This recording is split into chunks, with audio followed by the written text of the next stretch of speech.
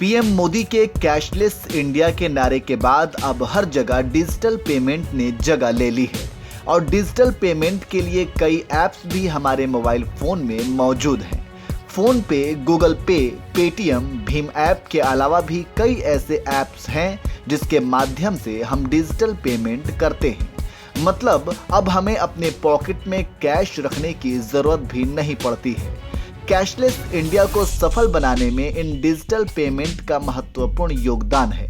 वहीं digital payment के क्षेत्र में आरबीआई एक और क्रांतिकारी कदम उठाने जा रहा है। मतलब ये कि आरबीआई कल से यानी 1 दिसंबर से रिटेल डिजिटल रुपए को पायलट प्रोजेक्ट के रूप में लॉन्च करने जा रहा है। पायलट प्रोजेक्ट के दौरान रिटेल डिजिटल रुपए के डिस्ट्रीब्यूशन, इस्तेमाल और इसे तैयार करने की पूरी प्रक्रिया को अच्छी तरह से टेस्ट किया जाएगा। आरबीआई ने इस डिजिटल करेंसी को सीबीडीसी यानी सेंट्रल बैंक डिजिटल करेंसी नाम दिया है।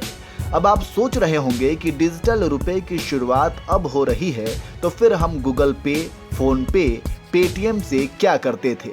इस पर भी तो वही होता था, लेकिन नहीं, ऐसा नहीं है। तो चलिए आपको इस वीडियो में यूपीआई और डिजिटल रुपए में फर्क को समझा देते हैं।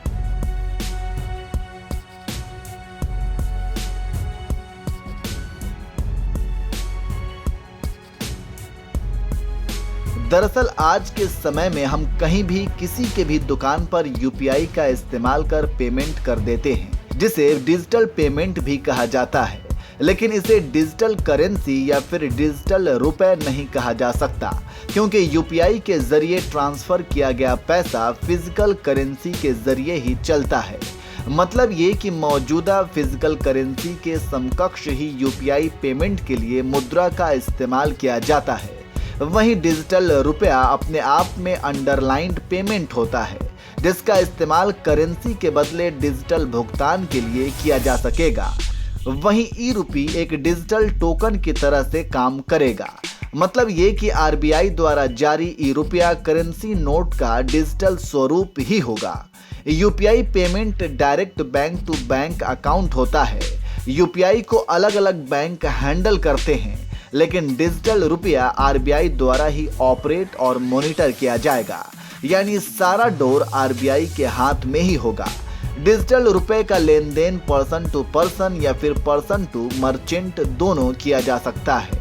इसमें क्यूआर कोड को स्कैन करके पेमेंट कर सकते हैं। कुल मिलाकर ये कह सकते हैं कि मोबाइल वॉलेट जैसे गूगल पे, फोन पे, ये सब लेन देन के एक अलग प्लेटफॉर्म है। वहीं डिजिटल रुपया पेमेंट का एक नया तरीका है। सीधा ऐसे समझ लीजिए कि देश का अपना डिजिटल रुपया शुरू होने वाला है। इसके लिए आपको बैंक से एक बार डिजिटल रुपया खरीदना होगा, उसके बाद आप वॉलेट से वॉलेट में लेन देन कर पाएंगे।